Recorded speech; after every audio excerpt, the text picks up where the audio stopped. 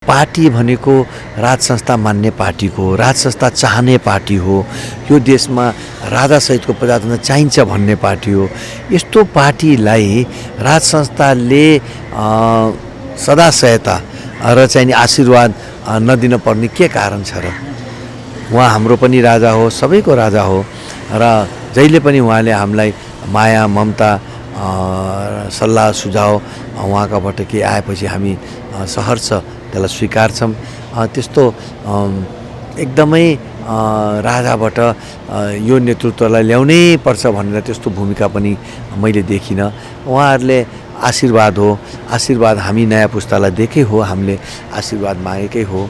त्यस्तो गरेर हाम्रा अग्रजहरूले पनि पटक पटक राज संस्थासित आशीर्वाद लिनुहुन्छ, भोलिको दिनमा पनि लिनुहोला, त्यसमा कुनै अनौठो कुरा छैन।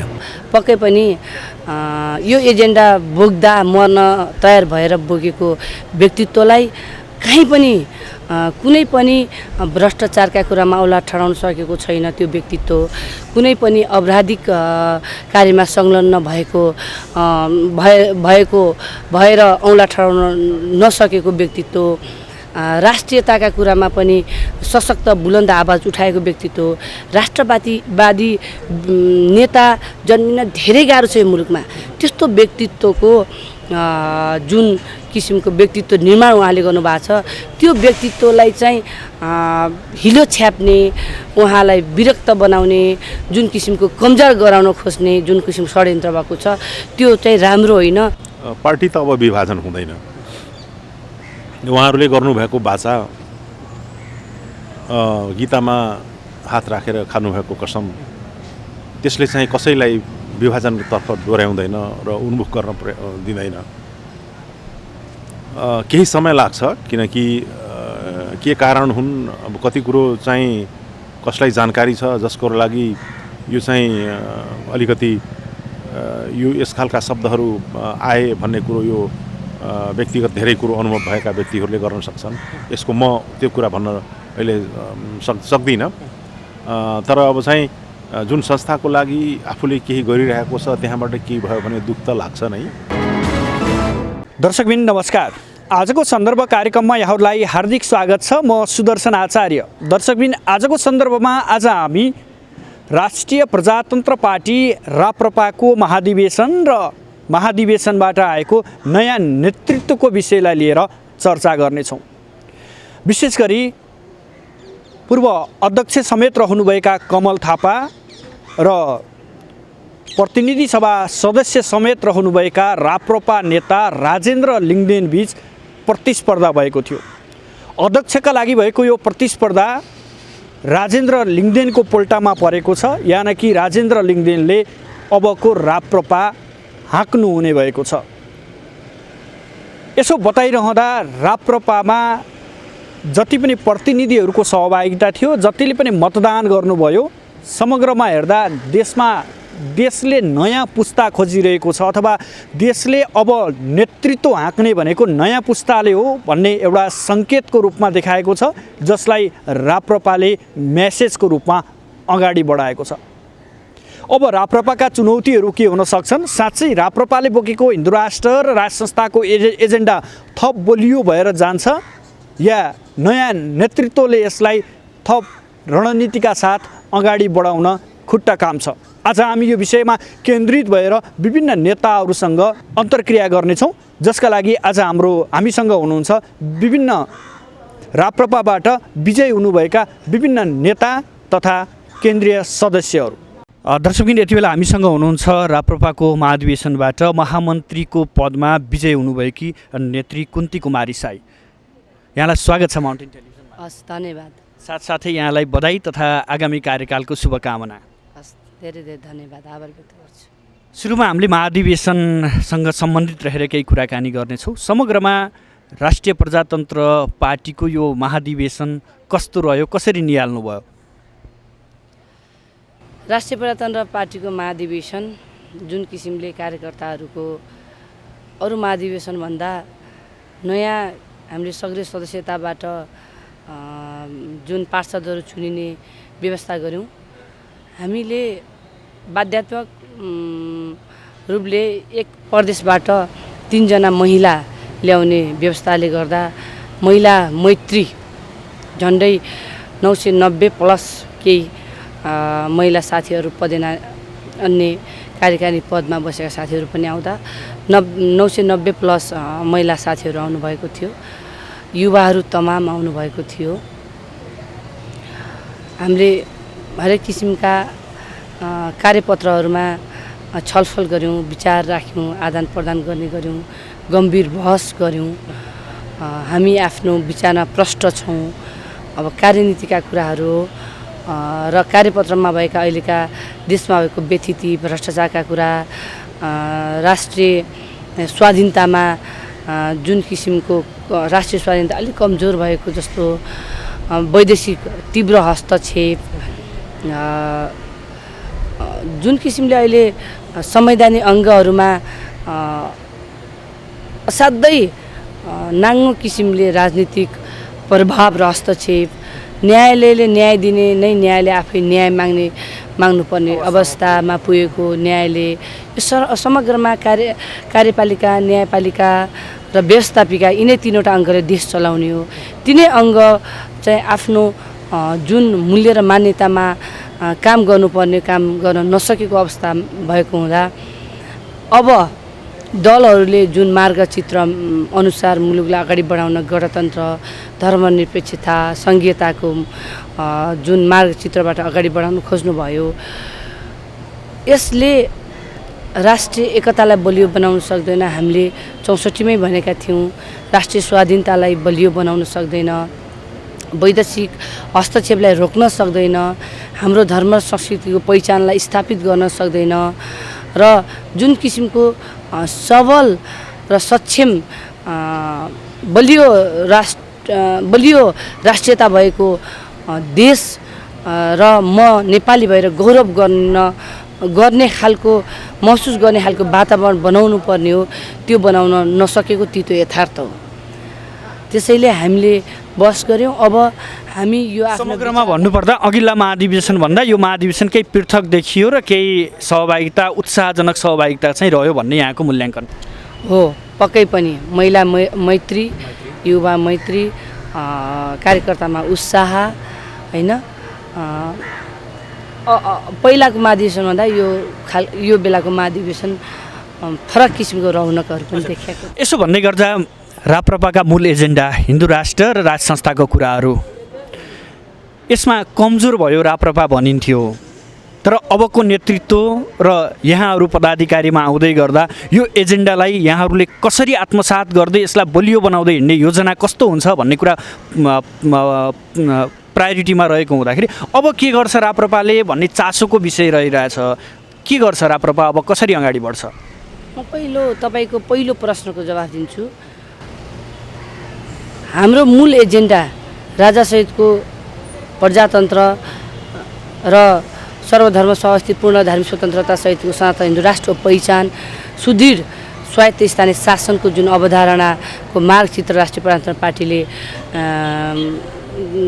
कोर्न खोजेको थियो। हामीले बोकेका एजेन्डा कमजोर भयो भन्नेमा मलाई लाग्दैन। किनभने हामीले संविधान सभामा भएर 4बाट हामीले 25 ल्याइरहँदा संविधान सभामा को जुन किसिमको त्यहाँभित्र आफ्नो मत राख्ने क्रममा, विचार राख्ने क्रममा, होइन, एकछिन मत राख्ने क्रममा, विचार राख्ने क्रममा भोटिङ राइट्स नै संविधानमा हामीले दर्ज गरेका छौँ।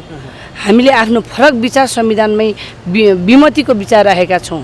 गणतन्त्र, संघीयता र हिन्दू राष्ट्र संघीयता र धर्मनिरपेक्षताको विरुद्धमा हामीले त्यहाँ आफ्नो लिखित दर्ज छ। त्यहाँ दस्तावेज हेर्दा हुन्छ यहाँ भ्रम छरिएको छ। अर्को कुरा, कमजोर भएको भए आज हेर्नुहुन्छ एमालेहरू जस्तो का नेताहरूले, काङ्ग्रेसका नेताहरूले, स्वतन्त्र व्यक्तिहरूले, बुद्धिजीवीहरूले होइन है हामीले त भुल गरेछौँ भनेर जुन किसिमको यो एजेन्डाप्रति यो एजेन्डा लोकप्रिय भएको छ, यसलाई चाहिँ कमजोर भएको छ भन्ने जुन मानसिकता छ, यो नै परिभाषा गलत हो। मैले यो मानेमा यहाँलाई सोध्न खोजेँ कि तपाईँहरूले बोकेका एजेन्डा बोक्ने विभिन्न सङ्घ संस्थाहरूदेखि लिएर दलहरू धेरै माथि पुगे, समूह बलियो बनाइसके, यद्यपि राप्रपा भने यही एजेन्डा बोकेको छ, तर त्यो एजेन्डा बलियो रूपमा स्थापित गर्न सकेन, किनभने छरिएका ती समूहलाई एक ठाउँमा ल्याउन सकेन, यो मानेमा कमजोर भयो कि भन्ने कुरा हो? होइन नि, कसरी विचार कमजोर भयो? अघि मैले भने नि, परिभाषा चाहिँ असाध्यै गलत गरिएको छ कि धेरैले हामीले यो विचार बोक्ने बेला 15, 20, 25 जना मान्छेहरू थियौँ होला यो विचार बोक्दा। ढुङ्गा, माटो, हावापानी, समाज, अरू त कुरै छोडिदिनुहोस्, हरेक किसिमको सामाजिक परिवेशहरूबाट हामी तिरस्कृत हुँदा पनि कतिखेर मारिने हो भन्ने आफूले आफ्नो ज्यानलाई हत्केलामा राखेर मृत्युलाई आत्मसात गरेर यो एजेन्डा बोकेका हौँ। त्यस्तो परिस्थितिबाट संविधानमै यो हामीले बोकेको एजेन्डा उठान गरिँदा आज म तपाईँसँग यसरी खुला रूपमा बहस गर्ने वातावरण कसले बनाएको? राष्ट्रिय प्रजातन्त्र पार्टीले बनाएको होइन। संविधानमा बसेर हामीले संविधानमा यो स्वतन्त्रता नगरिदिएको भए हामीले आफ्ना विचार पोख्दा पनि थुनिनु पर्ने अवस्था त छैन त। त्यसैले न यो विचार चाहिँ लाई बहस गर्न पाइयो, यो विचारलाई लोकप्रियता किसिमले हरेक समाज वर्गमा लिन पाइयो अनि जनताहरूले बुझे होइन ठिक रहेछ, यो मुलुकको लागि राजासहितको प्रजातन्त्र नै ठिक रहेछ, धर्मनिरपेक्षता होइन सनातन हिन्दू राष्ट्रको पहिचानै ठिक रहेछ, स्वायत्त स्थानीय शासनै ठिक रहेछ भन्ने कुरा अहिले जनमानसमा जुन किसिमको एउटा बहस चलेको छ यसलाई चाहिँ कमजोर भयो, एजेन्डा कमजोर भएको होइन कि हाम्रो। यद्यपि तपाईँहरूले बोकेको एजेन्डा भन्दा गणतन्त्र बोकेको एजेन्डाको समूहहरू धेरै ठुला छन्, शक्ति तिनीहरूसँग छ। यस्तो बेलामा तपाईँहरू कसरी स्थापित हुन सक्नुहोला भन्ने कुरा हो। म तपाईँलाई यो कुरामा म असहमत छु। राष्ट्रिय प्रजातन्त्र पार्टी कमजोर छैन। 77 जिल्लामा हरेक स्थानीय तहमा यसको आफ्नो स्वरूप छ, प्रदेशमा यसको आफ्नो स्वरूप छ, क्षेत्रमा छ, जिल्लामा छ, केन्द्रमा छ, सङ्गठन भातृ सङ्गठनहरू छन्, शुभेच्छिक सङ्गठनहरू छन्। अनि हामी कमजोर? यो भ्रमको समाचारमा म विमति राख्छु। हामी कमजोर छैनौँ, केही कमजोर भएको देखिएका छौँ। हामी बलियो हुन सक्छौँ, बलियो हुन्छौँ, त्यो वातावरण बन्छ। अब महाधिवेशनको कुरा गरौँ। नेतृत्वमा युवा राजेन्द्र लिङ्गदेन आउनु भएको छ, जसले लामो समयसम्म पार्टीको नेतृत्व गरेको, पार्टीको सङ्गठन चलाएको व्यक्ति कमल थापालाई पराजय गर्नुभयो। यद्यपि त्यो कमल थापा समूहबाट अधिकांश पदाधिकारी र केन्द्रीय समितिमा पनि आएको अवस्था छ। अब राजेन्द्र लिङ्गदेनको नेतृत्व कस्तो हुन्छ? त्यहाँभित्र तपाईँहरू पनि अट्नु भएको छ। अब कसरी अगाडि बढाउनु छ पार्टीलाई? विद्यार्थी राजनीति गर्ने बेला, उहाँ अध्यक्ष हुने बेला म एउटै समितिमा केन्द्रीय सदस्य भएर निरन्तर रूपमा यहाँसम्म आएको छु होइन। त्यो कारणले गर्दा उहाँको जुन किसिमको स्वभाव छ होइन, जुन किसिमको कौशलता छ, अब पार्टी निर्माण गर्नका लागि अगाडि बढाउनुहुन्छ भन्ने लाग्छ र सबैलाई समेटेर अगाडि जानुहुन्छ भन्ने लाग्छ।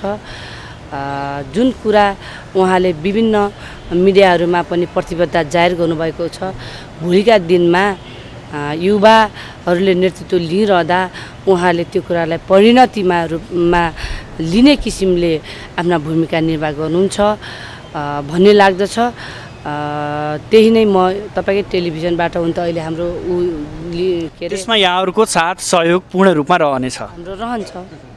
यसो भन्दै गर्दा कमल थापाले पराजित भइसकेपछि केही सामाजिक सञ्जालहरूमा लेखेका केही शब्दहरूले कता कता कमल थापा अलि विरक्तको राजनीति गर्यो कि यसले नगर्नुपर्ने टिप्पणी गर्यो कि भन्ने किसिमका अभिव्यक्ति पनि आउन लाग्यो। यहाँले उहाँलाई कसरी सजेसन गर्नुहुन्छ? होइन, त्यसो होइन, सामान्य रूपमा लिनुपर्दछ।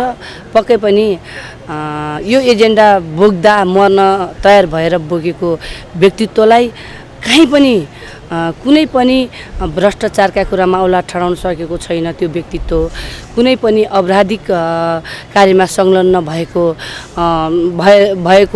भएर औँला ठडाउन नसकेको व्यक्तित्व, राष्ट्रियताका कुरामा पनि सशक्त बुलन्द आवाज उठाएको व्यक्तित्व, राष्ट्रवादी नेता जन्मिन धेरै गाह्रो छ यो मुलुकमा। त्यस्तो व्यक्तित्वको जुन किसिमको व्यक्तित्व निर्माण उहाँले गर्नुभएको छ त्यो व्यक्तित्वलाई चाहिँ हिलो छ्याप्ने उहाँलाई विरक्त बनाउने जुन किसिमको कमजोर गराउन खोज्ने जुन किसिमको षड्यन्त्र भएको छ त्यो चाहिँ राम्रो होइन त्यो कसैले पनि गर्नु हुँदैन जहाँबाट जे भूमिका गर्नुभएको छ त्यो कुराहरू गरिरहँदा हामीले बोकेका एजेन्डाहरू बलियो हुँदैन भन्ने चाहिँ मेरो मान्यता छ। अब यो सबै तिक्ततालाई बिर्सेर राप्रपा अगाडि बढ्छ पक्कै पनि बढ्छ। दर्शकबिन यति बेला हामीसँग हुनुहुन्छ उपाध्यक्षका विजयी ध्रुवबहादुर प्रधान, यहाँलाई स्वागत छ माउन्टेन टेलिभिजनमा। धन्यवाद। साथै शुभकामना र सफल कार्यकालको पनि कामना। धेरै धेरै धन्यवाद। समग्रमा महाधिवेशन कस्तो रह्यो, यहीँबाट सुरु गरौँ। महाधिवेशन पूर्ण रूपमा सफल रह्यो। विभिन्न व्यवधानको कारणले जुन प्रभाव पार्नुपर्ने थियो त्यसले पार्न सकेन, कारण कि हामी बहुत धेरै परिश्रम गऱ्यौँ र जुन कार्यकर्ता जो चाहिँ यहाँ प्रतिनिधि भएर आएका थिए उनीहरूले उच्चतम आफ्नो अनुशासन प्रकट गरे र यो अत्यन्त अनुशासनमा रहेर जुन पार्टी नेतृत्व चयन गर्नको लागि र विधान पारित गर्नको लागि जुन एउटा संयम देखाए त्यो वास्तविक रूपमा त्यो एउटा उदाहरणीय र प्रशंसनीय कुरा यसपालि भएको छ। कुनै खालको उशृङ्खलता, कुनै खालको चाहिँ आपसमा वैमनस्यता आदि कुरो केही देखिएन। एकदमै अर्जुन दृष्टि केमा थियो भने जुन कुरो गर्नुपर्ने छ, कस्तो विधान पारित गर्ने भने नयाँ किसिमको कुरो आयो यसपालि। जस्तै पदाधिकारीहरूको निर्वाचन पहिले हुँदैन थियो, यसपटक निर्वाचन भयो। त्यस्तै खालको कुराको लागि उनीहरू बिल्कुलै दत्तचित्त रहेर गरिरहे र अन्तिम समयसम्म राति 11 बजेसम्म पनि लाइनमा बसेर हलचल नगरिकन आफ्नो मत प्रदान गरे र नेतृत्व चयन गरे। समग्रमा एउटा उत्साह रूपमा चाहिँ महाधिवेशन सम्पन्न भयो।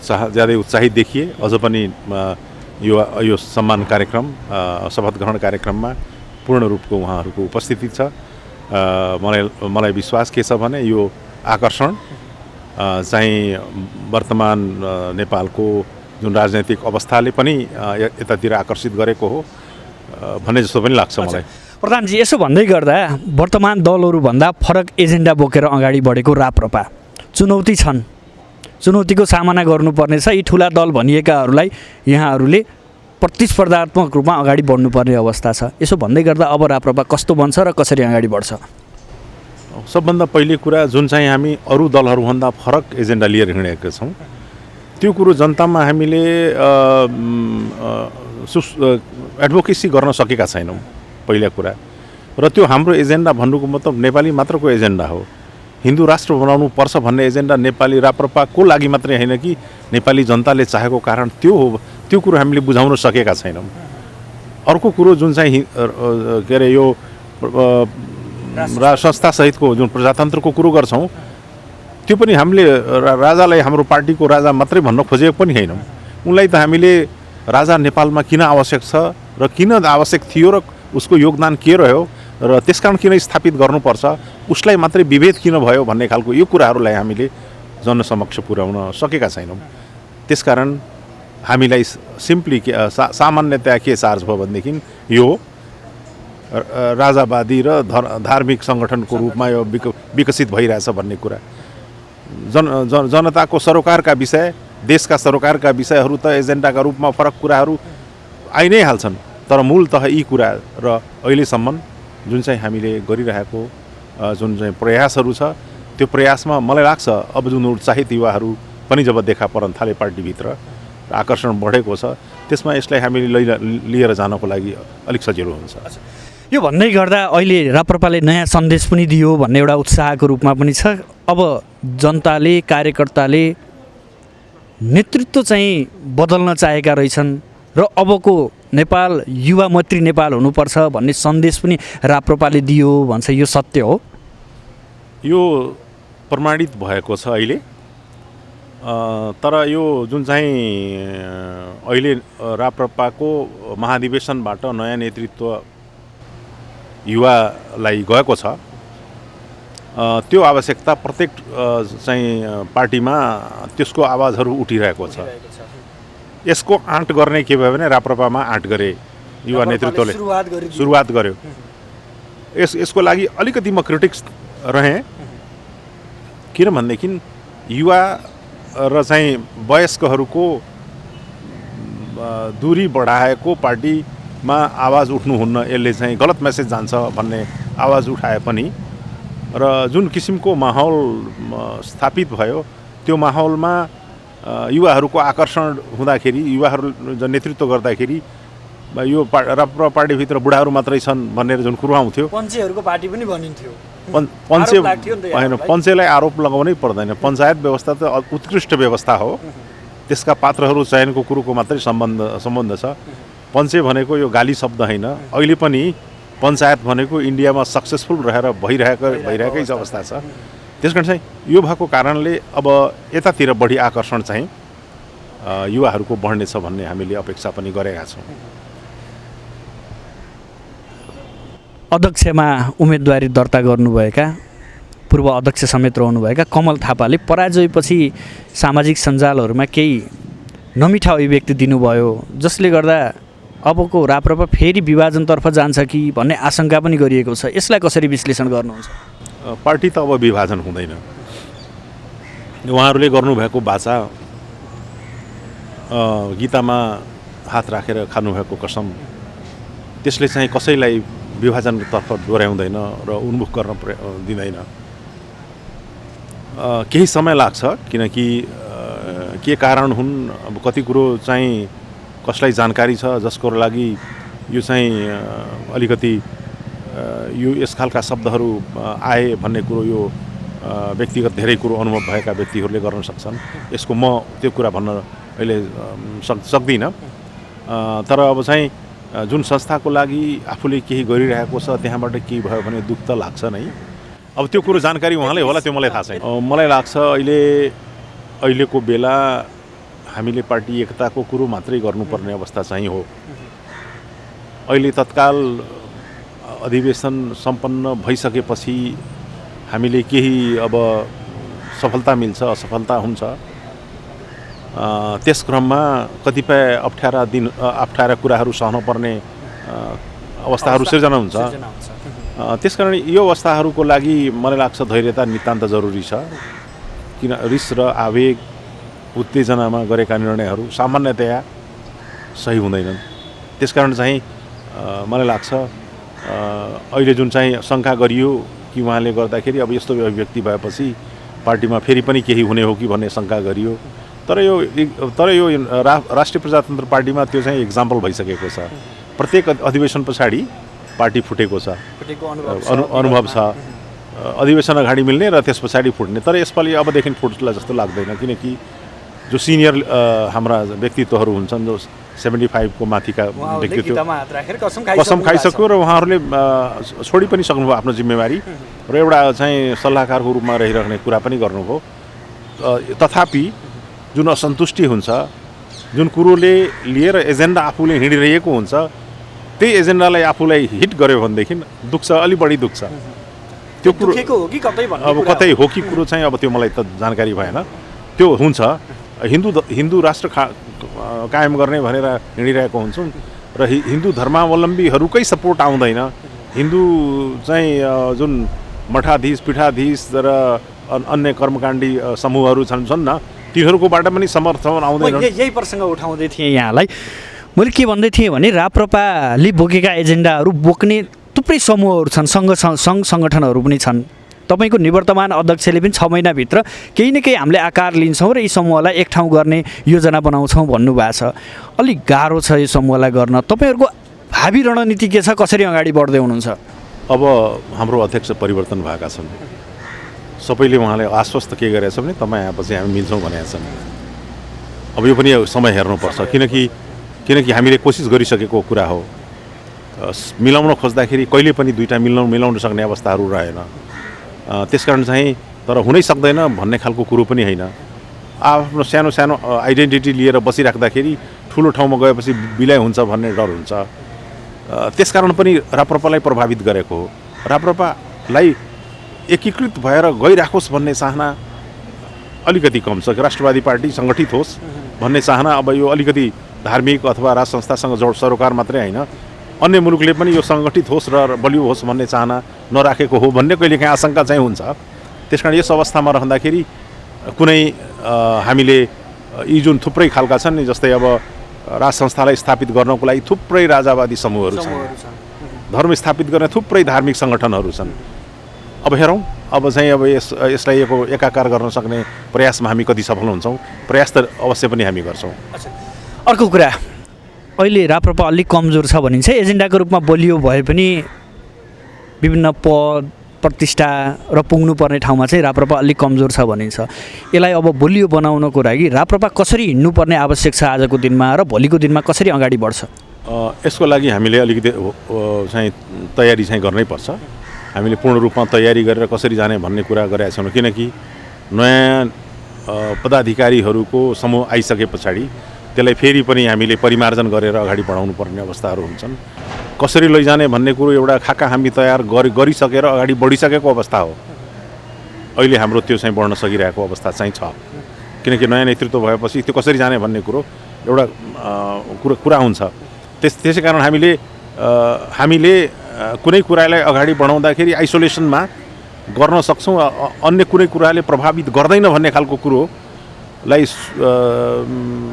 सुनिश्चित गर्नको लागि हामीले धेरै कसरत गर्नुपर्ने जरुरी छ। यद्यपि हामी अगाडि बढ्छौँ भनेर प्रतिज्ञा गरेर अगाडि बढेका छौँ, अगाडि बढ्छौँ। हस्, यहाँलाई समय र संवादका लागि यहाँलाई विशेष आभार। हस्, धन्यवाद। दर्शकबिन, यति बेला हामीसँग हुनुहुन्छ नवनिर्वाचित महामन्त्री डाक्टर धवल शमशेर। दर्शकबिन, यति बेला हामीसँग हुनुहुन्छ नवनिर्वाचित महामन्त्री धवल शमशेर राणा। यहाँलाई स्वागत छ माउन्टेन टेलिभिजनमा। सबै दर्शकबिनलाई मेरो अभिवादन र नमस्कार। यहाँलाई बधाई एवं सफल कार्यकालको शुभकामना। धन्यवाद। अब समग्रमा महाधिवेशन कस्तो रह्यो, समीक्षा यहाँबाट? यो हाम्रो एकताको महाधिवेशन अत्यन्तै गम्भीर रूपले र अत्यन्तै शालीन रूपले राष्ट्रिय प्रजातन्त्र पार्टीको जीवन मरणको सवाल थियो र कार्यकर्ताले पनि एकदमै होस पुऱ्याएर र चाहिने संयमता अपनाएर यो महाधिवेशनलाई सफल गऱ्यौँ। यो महाधिवेशनले नयाँ पुस्ता युवा पुस्तामा पार्टीको नेतृत्व लगेको छ र धेरै वर्षबाट राष्ट्रिय प्रजातन्त्र पार्टी एउटा देशको माटो सुहाउने पार्टी, देशमा एउटा गहिरो जडा गाड्न पर्ने पार्टी ओझेलमा परिरहेको थियो र यो माकुराको जालो जस्तोलाई कार्यकर्ताहरूले च्यातेर आज एउटा नयाँ सुरुवात, यसलाई न्यू बिगिनिङ भन्छ, पार्टीको लागि दिएको छ र हामीले के सोचेका छौँ, यो पार्टीको लागि मात्र होइन, यो न्यू बिगिनिङ नयाँ सुरुवात यो राष्ट्रको लागि पनि यसले सुरुवात गरेको छ। अब नयाँ पुस्ता नेतृत्व लिनको लागि अरू पार्टीमा पनि आउँछन् होला र यो नयाँ पुस्ताले जोस र जाँगरको साथ यो पार्टीको एजेन्डा र देशलाई पनि धेरै प्रकारले अगाडि बढाउनमा सहयोग गर्छ भन्ने मैले विश्वास लिएको छु। पक्कै पनि यहाँले भने जस्तै राप्रपाले एउटा सन्देश दिएको छ कि देशमा जति पनि पार्टीहरू छन् यसमा अब परिवर्तन आवश्यक छ, परिवर्तन भयो भने मात्र विकास सम्भव छ भन्ने एउटा सन्देश पनि राप्रपाले दिन खोजेको भनेर प्रसङ्गहरू चलिरहेका छन्। यही प्रसङ्ग यहाँले पनि कोट्याउनु भयो। यो भन्दै गर्दा तपाईँहरूलाई अलि गाह्रो छ, किनभने तपाईँहरूको एजेन्डा अलि फरक छन् वर्तमान राजनीतिक दलहरूभन्दा। यहाँहरूले हिन्दू राष्ट्र र राष्ट्र संस्था सहितका एजेन्डा बोकेर अगाडि बढ्नु भएको छ। अब नेतृत्व तहमा आउँदै गर्दा यी मुद्दाहरूलाई थप बलियो बनाउनको लागि कसरी अगाडि बढ्ने योजनामा हुनुहुन्छ? सनातन धर्म सापेक्ष हिन्दू राष्ट्र हाम्रो प्रमुख एजेन्डा हो। यो विश्वमा एकमात्र हिन्दू राष्ट्र थियो र फेरि हामीले यसलाई विश्वमा एकमात्र हिन्दू राष्ट्र परिणत गर्नको लागि हाम्रो सङ्घर्ष रहिरहन्छ। 80-90% हिन्दू भएको राष्ट्रमा यो धर्मनिरपेक्षता कसैले पचाउन सकेको छैन र यो कुरालाई लिएर हामी सबै हिन्दूहरूबाट दुखी छौँ र यसलाई पुनः हिन्दू राष्ट्र बनाउनको लागि र त्यो हिन्दू राष्ट्रभित्र सबै धर्मावलीलाई हामीले स्पेस दिन्छौँ, ठाउँ दिन्छौँ र कसैलाई दुखी गर्ने हाम्रो मनसा पनि होइन। हामी सबै धर्मावलीलाई समेटेर एउटा हाम्रो जुन गुमेको पहिचान छ र जुन हाम्रो मान मर्यादा थियो हिन्दुत्वमा, हिन्दू राष्ट्रमा, त्यसलाई पुनर्स्थापना गर्नको लागि एउटा सङ्घर्ष हामीले सुरु गर्छौँ। सबै सनातन धर्ममा विश्वास गर्ने व्यक्तिहरूलाई हामी यो आन्दोलनमा आह्वान गर्छौँ र पुनः यसलाई धर्मसापेक्ष राष्ट्र बनाउने योजनामा अगाडि बढ्छौँ। र त्यसको साथोसाथ यो हाम्रो अर्को जुन एजेन्डा छ राजासहितको प्रजातन्त्र, यो कुरा मैले गर्दा गर्दै हामीले एउटा निरङ्कुश राज संस्था खोजेकै होइन। मैले बार बार भनिरहेको छु, हाम्रो विपक्षीहरूले फेरि राजा ल्याउने, निरङ्कुशता ल्याउने भन्छन्, त्यस्तो हुँदै होइन। हामीले एउटा प्रजातान्त्रिक र संविधानभित्र बस्ने राज संस्था खोजेको हो। जस्तो बेलायतको छ, जापानको छ, स्क्यान्डिनेभियन देशहरूमा छ, बेल्जियममा छन्, धेरै देशहरूमा, अस्ट्रेलियामा छ, क्यानाडामा छ। यस्तो राज संस्था जसले देशको एउटा अभिभावकीय भूमिका खेलिदियोस् र देशलाई स्वतन्त्र रहनमा र चाहिँ नि सुरक्षित रहनमा चाहिँ नि भूमिका खेलोस्। राजनीति गर्ने कुरा चाहिँ नि नेपाली जनताको छोराछोरीले नि गर्ने हो। यसमा म प्रश्न तपाईँको मार्फत, टिभी च्यानल मार्फत हाम्रो दर्शकवृन्दलाई प्रश्न पार्न चाहन्छु कि हामीले एउटा प्रजातान्त्रिक राज संस्था खोजेको हो, निरङ्कुश राज संस्था खोजेको होइन। र यो कुरा हाम्रो माटो पनि सुहाउँछ र हाम्रो चाहिँ नि इतिहासले पनि यसलाई टेवा दिन्छ। किनकि यति धेरै जाति, भाषा र विभिन्न प्रकारका व्यक्तिहरू यो देशमा छ। त्यो देशमा एउटा राज संस्था, एउटा एकताको प्रतीक, सबै नेपालीहरूलाई गाँस्ने एउटा डोरीको, फुलको डोरीको रूपमा, मालाको डोरीको रूपमा प्रस्तुत हुँदै आएको छ हजारौँ वर्षबाट। यो परम्परालाई कायम राख्यो भने हाम्रो देश अगाडि बढ्न सक्छ, सुखी हुन्छ, शान्ति हुन्छ भन्ने विश्वास लिएर हामीले अगाडि बढेको छौँ।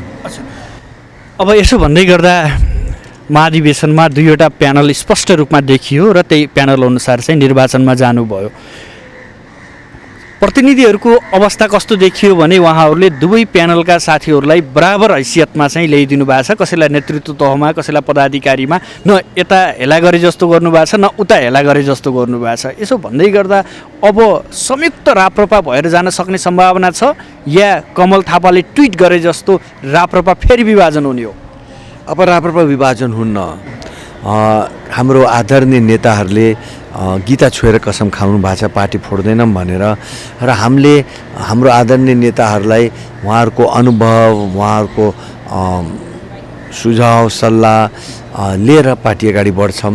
हामी उहाँहरूलाई अस्तित्वविहीन अथवा चाहिँ नि भूमिकाविहीन गर्दैनौँ। हामी उहाँहरूकै नेतृत्वमा र उहाँहरूको सल्लाहमा, सुझावमा पार्टीलाई अगाडि बढाउँछौँ र मलाई विश्वास छ कि यो पार्टी अब फुट्दैन। र हाम्रो आदरणीय नेताहरूको जुन अनुभवको खानी हुन् उनीहरू तिनैजना, उनीहरूको त्यो अनुभवले यो देशलाई र पार्टीलाई अझ मजबुत बनाउने क्रम लिएर हामी अगाडि बढ्छौँ। यसो भन्दै गर्दा अध्यक्षको उम्मेदवार अथवा अघिल्लो अध्यक्षको रूपमा रहनुभएका कमल थापाले सामाजिक सञ्जालहरूमा केही वितृष्णा शब्दहरू लेख्नु भएको छ। यी शब्दहरू उहाँको यो विचारलाई तपाईँले कसरी लिनुहुन्छ? अब यो एउटा प्रजातान्त्रिक प्रणालीमा मैले हाम्रो सधैँ अध्यक्षहरूलाई भन्दै आएको हो कि तपाईँहरूले एक कदम पछाडि हटेर नयाँ पुस्तालाई नेतृत्व हस्तान्तरण गरिदिनुहोस् र अभिभावकीय भूमिका खेलिदिनुहोस् भनेर भन्दै आएको, र तपाईँहरूले यो गर्नु हुँदैन भने अब हामीका कुनै अर्को विकल्प छैन। हामी प्रजातान्त्रिक प्रणालीमा जान्छौँ र मैदानमा हामी उत्रिन्छौँ र त्यो उत्रिनेको क्रममा तपाईँहरूलाई फेरि लाग्ला यो नयाँ पुस्ताले हामीसित प्रतिस्पर्धा गर्यो, त्योभन्दा पहिले तपाईँहरूले हामीलाई नेतृत्व हस्तान्तरण गरिदिनुहोस् भन्दाखेरि दुईवटा अध्यक्षज्यूहरूले त्यसरी आफू ब्याक भएर पनि नेतृत्व हस्तान्तरण गर्नुभयो, कमलजीले गर्नु भएन। र त्यसै क्रममा हामी प्रजातान्त्रिक प्रणालीमा गएर नयाँ पुस्ताले विजय हासिल गरेकै हो। र उहाँलाई अलिकति चित्त दुख्यो होला, उहाँ अलिकति दुखी हुनुभयो होला अलि छिनको लागि, तर उहाँ हामीभन्दा बाहिर हुनुहुन्न, जानुहुन्न भन्ने हामीले विश्वास गर्नुहुन्छ। र अहिले जे लेख्नु भएको छ, जे गर्नु भएको छ, उहाँको व्यक्तिगत विचार हो व्यक्तिगत एउटा भडास उहाँले पोख्नु भएको छ, त्यसलाई हामीले अन्यथा पनि लिएको छैनौँ। अलिकति यहाँहरूलाई ज्ञानेन्द्र शाहको पनि समर्थन रह्यो भन्ने कुराहरू बाहिर आए, यसमा सत्यता कति छ यो पनि स्पष्ट पारिदिनुहोस् न। सुन्नुहोस् न, यो पार्टी भनेको राज संस्था मान्ने पार्टी हो, राज संस्था चाहने पार्टी हो, यो देशमा राजासहितको प्रजातन्त्र चाहिन्छ भन्ने पार्टी हो। यस्तो पार्टीलाई राज संस्थाले सदा सहायता र चाहिँ आशीर्वाद नदिन पर्ने के कारण छ र? उहाँ हाम्रो पनि राजा हो, सबैको राजा हो र जहिले पनि उहाँले हामीलाई माया ममता सल्लाह सुझाव उहाँकाबाट के आएपछि हामी सहर्ष त्यसलाई स्वीकार्छौँ। त्यस्तो एकदमै राजाबाट यो नेतृत्वलाई ल्याउनै पर्छ भनेर त्यस्तो भूमिका पनि मैले देखिनँ। उहाँहरूले आशीर्वाद हो, आशीर्वाद हामी नयाँ पुस्तालाई दिएकै हो, हामीले आशीर्वाद मागेकै हो। त्यस्तो गरेर हाम्रा अग्रजहरूले पनि पटक पटक राज संस्थासित आशीर्वाद लिनुहुन्छ, भोलिको दिनमा पनि लिनुहोला, त्यसमा कुनै अनौठो कुरा छैन। यहाँहरूलाई समर्थन गरेको कुरा सत्य हो?